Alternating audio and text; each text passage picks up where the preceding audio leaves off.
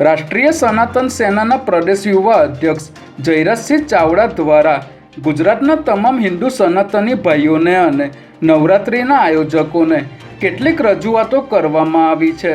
જેમાં હિન્દુ સનાતની સિવાયના લોકોને ગરબાના સ્થળે પ્રવેશ નહીં આપવાની,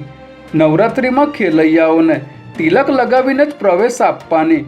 હિન્દુ ધર્મનું અપમાન થતું હોય તેવા કોઈપણ પ્રકારના ગીતો ન વગાડવાની, સનાતનીને ખાણીપીણીના સ્ટોલ આપવાની, ગરબા સ્થળ બહાર વિધર્મીઓને પ્રવેશ નહીં આપીને તેનું બોર્ડ મૂકવાની અને ખાસ હિન્દુ સનાતન ધર્મના માતાજીના દિવસો હોવાથી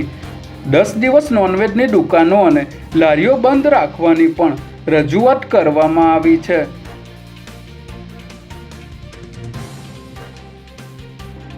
દસક્રોઈમાં આવેલા ભોયપુરા ગામના નારાયણ મનુભાઈની દીકરીને નાંદેજ બારેજડીમાં આવેલ ધવલ હોસ્પિટલમાં એડમિટ કરવામાં આવી હતી. ત્યારે સિઝરિંગ દરમિયાન લોહીની નસ કપાઈ જતા મોટા પ્રમાણમાં બ્લીડિંગ થઈ જતા તેનું મોત નીપજ્યું હતું, જેથી ડૉક્ટર દ્વારા 108 મારફતે અમદાવાદ શારદાબેન હોસ્પિટલમાં ખસેડવામાં આવ્યા હતા, જ્યાં ડૉક્ટરે તેમને મૃત જાહેર કરતા